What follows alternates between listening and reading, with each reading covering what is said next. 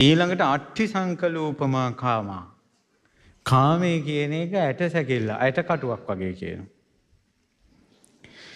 මස් කපන මිනිස්සෙක් හරක් ගාතයක් හරි එළු ගාතයක් හරි පොඩි මස් කෑල්ලක්වත් ඉතුරු වෙන්නේ නැති වෙන්න හොඳට මේ රැහැලා ගත්තා.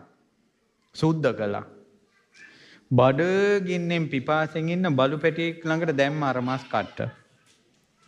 ඒ මස් කට්ට දැම්මට පස්සේ ඒ මස් කට්ට ඉඹිනකොට එන මස් සුවඳට ලේ සුවඳට හිතට ගියා මස් කෑල්ලක්. දැන් අපිට දෙහි සුවඳ එනකොට කටට ගෙලුණාන්නේ දෙහි ගැන මොකක් හරි සංඥාවක් හිතේ ඇති වෙනවනේ. තෙල් දාන සද්දෙට කෑම හිතට එනවනේ. ඒ වගේ අර මස් කට්ටේ සුවඳට මස් කෑල්ලක් හිතට ගියා බලු පැටියාගේ. මේකා ලෙව කනවා. දැන් මෙයාගේ හිතේ තියෙන මස් කට්ටේ තියෙනවද? කට්ටේ නෑ. හැබැයි හිතේ මස් කෑල්ල තියෙන නිසා මේක අතාරිනවද? නෑ.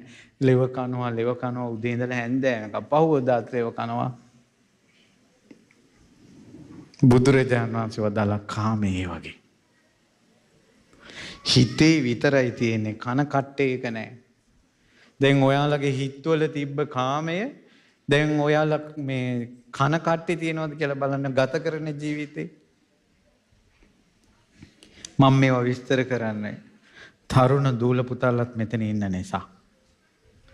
මොන් ෆෝන් වලින් එක එක දේවල් බලලා සුද්ධිය දිහා බලලා සුද්ධ දිහා බලලා හිතේ මස් කට්ටක් හදා ගන්නවා. හිතේ මස් කට්ටක් හදාගෙන ඉන්නවා. ඒ සැප බාහිරින් හොයනවා. කවදාවත් ලැබෙන්නේ නැහැ. ඒ නිසා හැබැයි මස් සුවඳ තියෙන නිසා අර හිතේ සැපක් හිතෙන් හදාගෙන ඉන්න නිසා නතර කරන්නේ නැහැ. දවසින් දවස කාමයේ හොයනවා. එක දවසකින් තෘප්තිමත් වෙන්නේ නැහැ.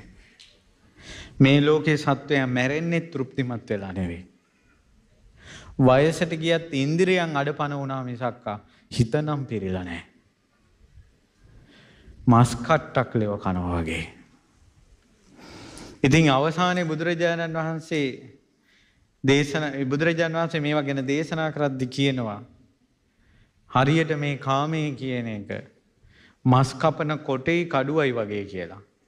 මස් කපන තැන් නැත්තම් මාළුවෝ කපන තැන් වල බලන්න. පීයෙන් කපනවා කොටේ උඩ තියලා මස් කෑල්ල. කොටේටත් නැහැ කඩුවටත් නැහැ. කපනවා ඉවරකුත් නැහැ. ඔයාලා ජීවිතේ සැප හොයාගෙන එක එක දේවල් කළා. වැඩි ඕනේ රූපහානිය බලන්නකෝ. රූපහානියට එපා වෙන්නේ නැහැ, ඇස් වලට එපා වෙන්නේ නැහැ. බලනවා. මේ වෙනකොට නාට්‍ය කීයක් බලලා ඇතිද? මේ වෙනකොට චිත්‍රපටි කීයක් බලලා ඇතිද? ඉවරයක් තියෙනවද? Facebook යනවා කොල්ලෝ මෙහෙම යනවා. ඉවරයක් නැහැ. යනවා. අනන්තයට යනවා. අනන්තයට යන පාර දිගේ යනවා. අනන්තයට යන පාර දිගේ තමයි Facebook එක. ඉවරයක් නැහැ. ඇහැට ඉවරයකුත් නැහැ. අරකට ඉවරයකුත් නැහැ. යනවා. මස් කපන කඩුවටත් නැහැ, කොටේටත් නැහැ.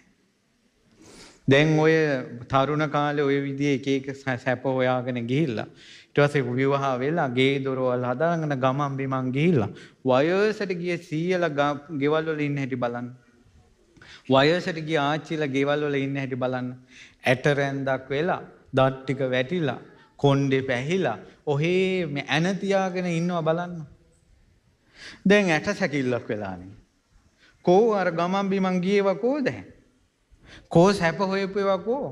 දරුවෝ හදා සැප හොයපේවා කෝ? අවසානයේ මොකක්වත් නැතුව ඇට සැකිල්ලක් වුණා. අපිටත් යම් දවසක ඔක වෙනවා. මොන්න සැප හොයාගෙන ගියත් අවසානයේ ඇට සැකිල්ලක් වෙලා එක තැනකට වැටෙනවා. ඕව කලින්ම කල්පනා කරලා තිබ්බේ නැත්තම් එදාට හරි දුකක්. මැරෙන්නේ විඳවා. අංගාර කාසූපමා කාමා. පිච්චෙනවා අඟුරු වලකට වැටෙනවා වගේ මේ කාමයේ නිසා. කාමයේ නිසා පිච්චෙනවා. තරුණ ජීවිත ප්‍රේම සම්බන්ධතා නිසා පිච්චෙනවා. කසාද බැඳපු අය මිනිහා රැක ගන්න ඕන, ගෑණි රැක ගන්න ඕන කියලා අනියම් සම්බන්ධතා ඇති වෙයි කියලා බයට පිච්චෙනවා. දරුවෝ හදනවා, දරුවෝ ලෙඩ වෙයිද?